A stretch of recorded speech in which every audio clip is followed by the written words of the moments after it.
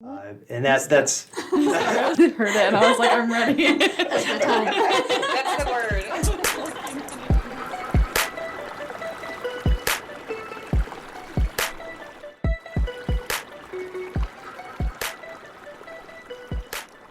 very special guest today.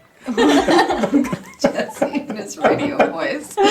Hi everyone, welcome to another episode of Around the Water Cooler with NEDNR. Today it's me, Dehvynne, and Hi, I'm Alexa. we have two special guests. We got Sam Capps and Jesse Bradley. Do you guys want to introduce yourselves and kind of talk about what you do in the department real quick? So I'm Sam Capps. I'm the coordinator for the Republican River Basin, which basically means I represent and help DNR manage all of our activities within the basin that's related to the compact or basin-wide plans, basically everything Nebraska about the Republican. And I'm Jesse Bradley. I'm Deputy Director here at the Department of Natural Resources, and I guess my role is to kind of help be a jack of all trades and help different programs work through difficulties they're having, and work a lot with water planning and Sam, and He's excited our to Yoda. be here. Awesome. Well, today we are going to be talking about the Republican River. Alexa, do you want to go ahead and segue into that? Yeah, so I'm just going to give a pretty brief overview of the Republican River Basin. So the Republican River, it's a river within the Great Plains of North America. It runs in Colorado, Nebraska, and Kansas. It starts in Colorado, goes through Nebraska, ends in Kansas. The total mileage is around 453 miles. It's a decently sized basin. It's a little over 24,000 square miles. It contains 2.7 million acres of irrigated agriculture that's served by surface water, groundwater, and 1.6 million of that is in Nebraska. And unique to Nebraska, we have natural resource districts. And within the Republican River Basin, we have 4 natural resource districts, or NRDs. We have the Upper Republican, the Middle Republican, Lower Republican, and the Tri-Basin. So I've been hearing a lot about a compact in regards to the Republican River. Can we talk a little bit about what that is specifically and dive into that? Yeah, Sam or Jesse, you want to take it away? You're the experts here. I'll do the quick and dirty of it, and then Jess can fill in details. So the Republican River Compact is a compact between Nebraska, Kansas, and Colorado. Basically, it determines how much water each state has to use, and we want to make sure that we're preserving and managing the water correctly. So we go through a lot of effort to make sure that we all understand how much water we're using, manage that water within each district, so natural resource district, so that each state gets their proper allotment. Yeah, that's a great overview, and I think, interestingly enough, the compact really came out of a flooding event in the 1930s. There was a significant flood in 1935, and as a response to that, the states and the federal government wanted to improve the public safety, and so they started to look at opportunities to create federal reservoirs, and those became multi-purpose projects for irrigation as well as flood control. And as part of that effort, the federal government and the states understood that they needed to come to some sort of arrangement and agreement to be able to share the water, and that's really what the compact is based on, is figuring out how the 3 states share water, and that those projects can operate in that basin. And one just fun fact about the compact, because I'm like a super disaster geek. I love a good fun fact. The flood that happened in 1935 was actually the first time that the federal government kind of did what we expect from modern disaster aid from the federal government. Prior to that, the feds didn't really get involved in providing recovery money or, just getting people back on their feet afterward. That flood was the catalyst for the current federal disaster aid programs that exist. Yeah, there's a bunch of books and articles, and the National Weather Service has like a bunch of pages on the flood. It was insane. It was crazy. Yeah, I mean, we could just do a podcast on the flood itself if we wanted gosh. to. Yeah. So speaking of the compact and going through water data between 3 states, it sounds like we probably have to do something yearly to keep up with that, or make sure that we are doing what we say we're doing, right? What's involved in that? So every year we actually just kicked off our 2023 RCA, so the Compact Data Exchange. Basically what that is all 3 states get together. They created a groundwater model to help make decisions, right, between the 3 states. So every year we compile data from Nebraska, Colorado, Kansas also does that basically will feed into that groundwater model to help us make decisions for the next year. Yeah, and it's no small effort. I mean, there's a significant amount of information. If you think about You mentioned the 1.6 million irrigated acres in the basin. We have to have information on pumping for each of the wells in the basin, all the surface water rights that we work with. We have to get water use reports for. We monitor reservoirs, municipal uses, industrial uses, and that's just our state. And then Kansas and Colorado are also doing the same thing. We have to do a lot of processing of that information here with our staff and working with the NRD folks, and they have to work that through these groundwater models and other tools and accounting forms we have to ultimately figure out how much water we get and what our share is, and if we're using too much or we have more to use. So it's not just a one and done thing. It sounds like it's a whole process that happens throughout the year. It's like half a year. Yeah, that takes a lot of meetings and coordination with not just us, but with Colorado, Kansas, and the irrigation districts and RDs. Sounds like a lot. A lot of data collection, a lot of data processing. And it's actually more than half a year when it's dry, Yeah. because we have to do it all year long pretty much. So it just keeps going on. So we start in January. We've started this week, requesting data from various sources, whether it's the NRDs or other sources. One deadline is April 15th, so that's when all the states have to have their kind of initial data together and sent out to the other two states. We do another kind of round of QCing, so we look at Colorado and Kansas data, they look at ours. We look at our own data again within the context of what's getting put into that groundwater model. Then there's another kind of deadline for everybody to finalize their data for July 15th. That data then gets compiled and it gets approved, I guess is the best way to say it, at the annual RCA compact meeting between the three states. And then, as Jesse said, it kind of filters through more steps into the fall. So it's a nonstop, constant thing that takes a lot of work. So what happens when we gather all of our water use data and we give it to Colorado and Kansas, but we are not going to hit our target? Or does that ever happen? What does that mean? Like, what is involved with that? Yeah, so one thing we actually do here in this basin that's a little bit unique is we also do a forecast of water supplies. And we use a lot of those accounting inputs and information. And so we try to make sure we're not going to end up in that situation where we would later find out we used too much. So yeah, we're always kind of looking ahead, making sure we're talking to the other states.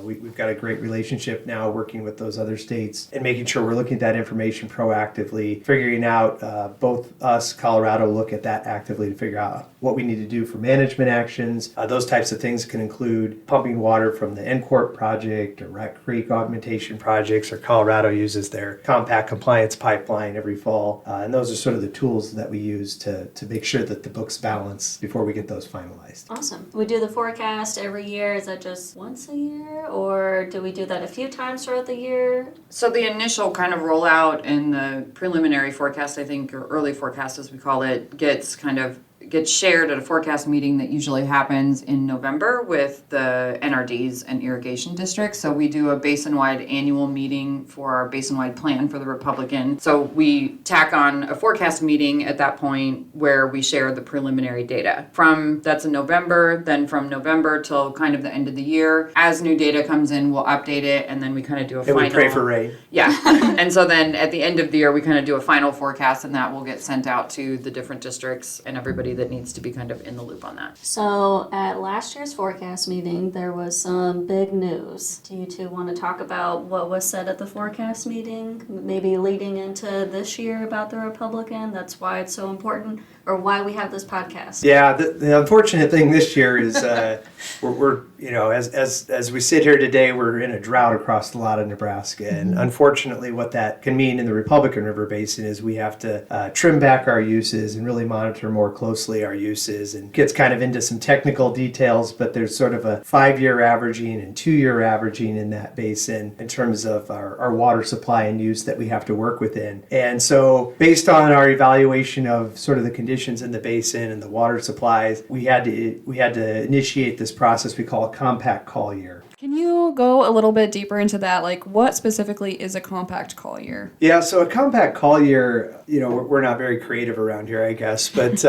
it's the definition we came up with to describe when we look at our water supplies and our uses and the requirements we have of the compact and that accounting. So when we look at it and say, oh, we're going to use more water than we have. And there's more details that get into that, but that's generally what you're looking at, is we're likely to exceed our level of allocation, our water supply, if we don't take additional management actions. And so We see that potential as we look to next year.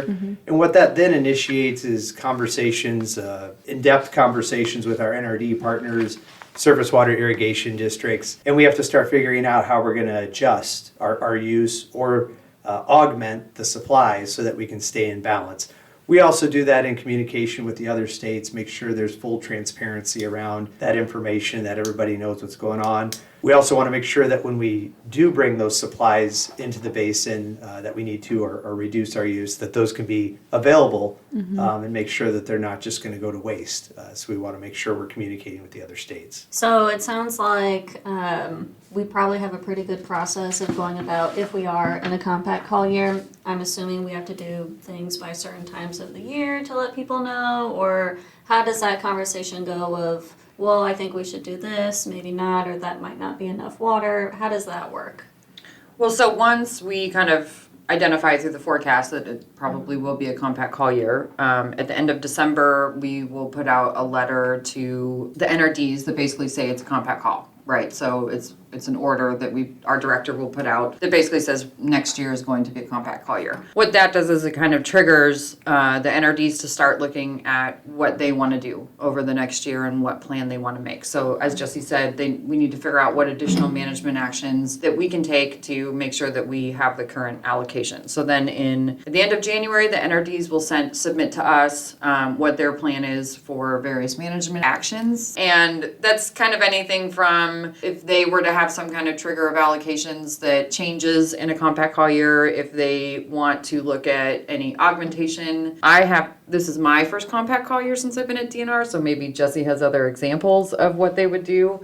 Yeah, I have a question about that. So as far as the NRDs go, they can kind of choose their own plan, so it could vary NRD to NRD depending on what their use and need is. Yeah, Yes. so one of the expectations, I guess, that came out of all the plans we developed and the way we were going to administer and implement this compact and these requirements with the NRDs is they have an expectation, and I think it's a fair expectation, that we can provide them information at each NRD level to say, here's your individual balance, and that we're keeping tabs, if you will, on how each NRD's compliance activities work and making sure that credits and benefits they create remain within that NRD. And that's an important concept in the basin. Yeah, so they basically will send that to us in January. And then DNR would also issue any orders for implementing any surface water controls. Once that happens, then in late February, early March, then we basically come back and with a written assessment of the NRD's plans, and we kind of give feedback, right? Like, we feel like this is okay, ask questions, work with them to kind of figure out if we have any questions or, I don't know, think that something might not be sufficient, then we would then address that with them. And then in April, we basically notify Colorado and Kansas and all the relevant federal agencies in writing about what the plan is, what is the preliminary management actions. In May, we start kind of a monthly process. I think it goes out May 10th. So it'll be the 10th of each month. Basically, we look to see if there's any new data that's come in that we put into the accounting information that we would that would change kind of the factors. So we send that out on a monthly basis and update everything monthly. Then in June, we also notify Kansas and Colorado and then the federal agencies about any management actions taken and to be taken, and then what our anticipated water yield is going to be. On June 30th, the Bureau will finalize their designation of a water short year, and maybe Jesse can give a quick summary of what that is. So the Bureau, that's the United States Bureau of Reclamation. They're the federal agency that operates the federal reservoirs in the basin, and a lot of the irrigation that goes to surface water comes out of those projects. They, as part of a settlement with the states back in the early 2000s, developed a trigger for this, what we call water short year. And it's based on the water level in Harlan County Lake, which is sort of the last reservoir in Nebraska. It has about 300,000 acre feet of water in it when it's fuller. So it's one of our larger reservoirs in the state. But that's sort of the key trigger in terms of the water supply that's available in that reservoir for irrigation, which is shared between Nebraska and Kansas, which is why it's a trigger. Then that automatically, when we get below the needed water supply, we fall into this averaging that falls into a 2-year averaging period. And that just becomes more restrictive on our allocation. So as you can imagine, If you have that 5-year average, we can take advantage of more of the wet periods that we have, and our water supply is greater. When we get into this 2-year averaging, tends to happen when we get into drier periods, and so you're averaging those drier years together, your supply becomes less. So you have to reduce your use again or augment your supplies to stay in compliance. Yeah, I was gonna ask what the reason for choosing that reservoir was, but that makes sense. Shared water. Last one before Yeah. you get to Kansas. Yeah, it's very important to the state of Kansas. That's the main reservoir that supplies to one of their irrigation districts down in Kansas. So you can have a compact call year and a water short year, but they don't necessarily go hand in hand. But Yeah. you can have both. Yeah, because theoretically, right, we could do a compact call year and then get a ton of moisture and precipitation in April, May, and March, April, May, theoretically, that would kind of keep us out of that water short year. So it depends on what's going on. And that actually has happened. That happened a few years ago, where we initiated the compact call year, and then we were able to get enough supply through the spring that we actually got out of this water short year designation. And really what it meant is we just didn't have to do as much because we were able to bounce back and use that 5-year average again, which is something we like to see. When we can operate in that 5-year average, we tend to be in a good place. So then I think the last kind of bit of the cycle is prior to October 1st each year, Nebraska and Kansas review the accounting, and then Kansas can request whatever remaining compact volume hasn't been sent to them yet. And then in September and October, we would then notify the NRDs in writing, basically, do they need to do more, right? Is what they've done to that point in the year sufficient? If it's not, then we would have to work with them to figure out what additional steps and actions would need to be taken to make sure that Kansas gets that water. Yeah, and unfortunately, that's where some of the difficulty comes in that we have to sometimes, to get that water to Kansas and into Harlan County Lake, we have to close down certain surface water users or not allow them to store water at that time so that we can get that water through the system and down there. We don't want to have to do that, but that's just part of abiding by our obligations under the compact, and we have to facilitate getting that water to Kansas. Yeah, I would assume that people probably aren't too happy about that. But the compact's been around for a while now, so do you feel like we have this really good relationship with NRDs to where maybe it's not as terrible to kind of have to go through this process? I mean, it sounds like we give them enough warning as we possibly can. Yeah, I think I think our agency, we've worked really hard over the last decade and a half, particularly improving the communication and the coordination with the NRDs. They're critical partners in helping us comply with the compact, and I think we've made great strides in finding different ways to comply with the compact. There's been a lot of investment at the producer level to try to reduce water use. NRDs have adopted allocations.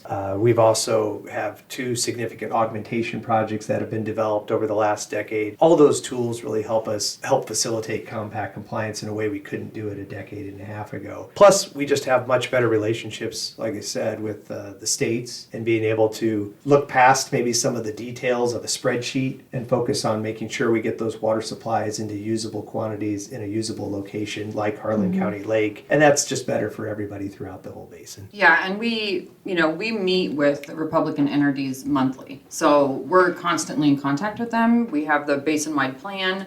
Tri-Basin has their IMP as well, and so we literally get together every month and just talk about what's going on, what do we need to do for the next year, what projects are we going to do, like we're doing some drought planning with them right now, so I think that just helps facilitate, because I think I've said this before, but if you're just waiting till there's a problem to build those relationships, you're not going to get as much buy-in. And so I think we have a really good constant communication with them. We fund different projects with them and work with them closely. So I think generally speaking, if there are any concerns, they feel really comfortable coming to us. And I think everybody has a really good, open and honest relationship with each other to work through anything that might come up. That's awesome. And I mean, it took so long to get to that point, and now we're here, and we love that. Yeah.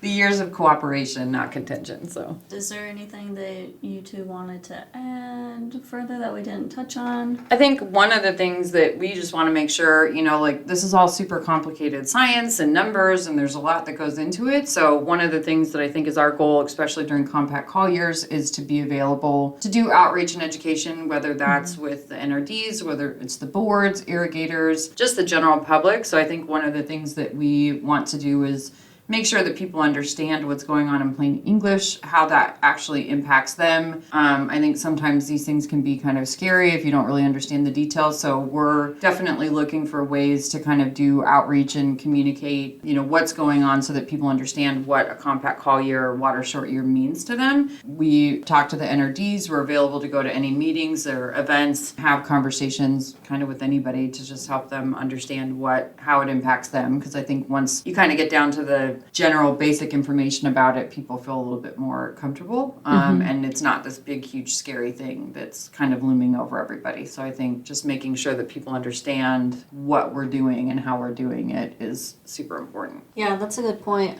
If you have any questions about anything that's happening within the Republican, definitely feel free to reach out to Sam or Jesse. We'll put Sam. their... Yeah. Okay, just Sam.